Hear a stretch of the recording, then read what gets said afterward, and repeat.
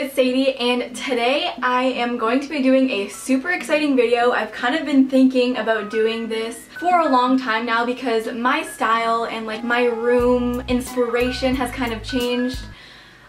Yeah, that's basically what's been happening. So if you guys watch my old room tour and like my old room decorating videos, you guys probably know that I was really into that like gold, glam, girly like look.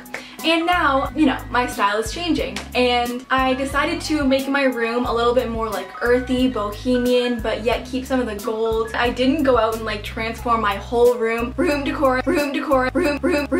My mom used to be an interior decorator, so she loves doing it, I love doing it, and it makes me really happy to have a room that I feel inspired and like good in.